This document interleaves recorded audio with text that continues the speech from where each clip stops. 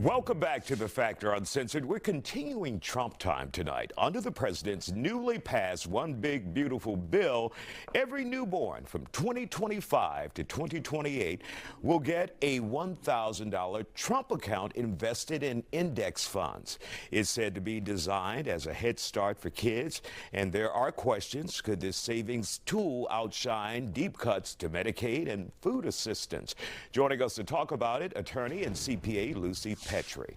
Your thoughts about this when we talk about is this passed? Is this on the table now? What can parents expect, or soon-to-be parents? This is real. It really happened. It passed, and it is now law.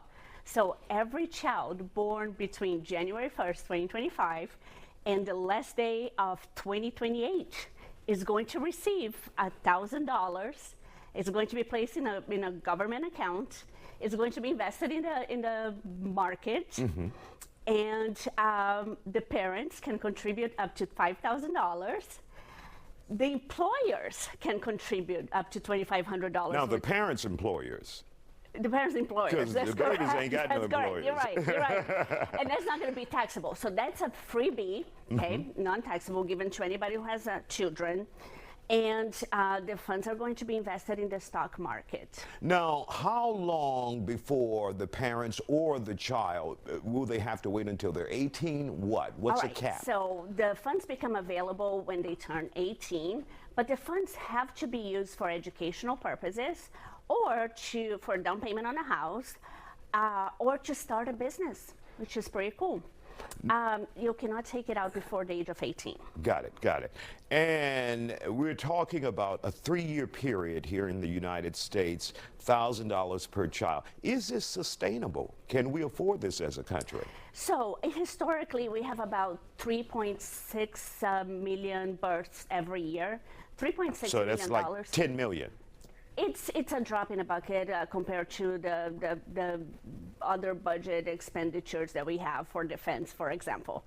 So that is not that's not a huge dent. I would rather that money had been used for SNAP or for Medicaid. And that's the question. You're looking at anywhere from $11 million to $17 billion in cuts when we talk about those programs.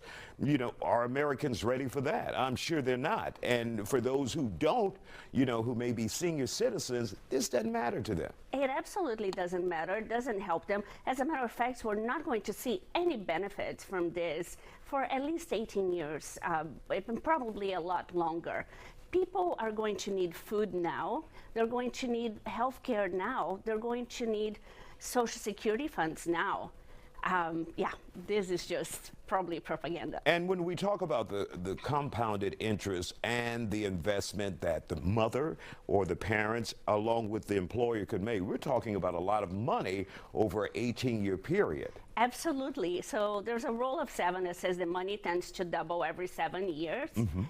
So yeah, we're probably going to have thousands of dollars becoming available in 18 years to all these individuals. And if they don't use the money at age 30, the money becomes available to them as individuals as if it had been an investment account all along. That's even more money. That's really nice, actually. Yeah. I like that. And how are parents reacting to this? Are they excited, or like, I'm not dropping a kid for $1,000? It costs a whole lot more than $1,000 to have a child, right? But I think, honestly... But I mean, they would be doing it anyway, They would. I think people don't know about this. I think most people don't know about this account just yet. Yes. So I think the word's still getting out there, and we don't know when they're actually going to deposit this money. Yeah, and do we know if it's automatic? I mean, once you have a child, and then, you know, is it automatically, that account automatically created, or will the parents have to sign up? Those are things I'm sure they have to work out. Right, exactly. All right, Lucy Petrie, thank you for joining us here on The Factor Uncensored.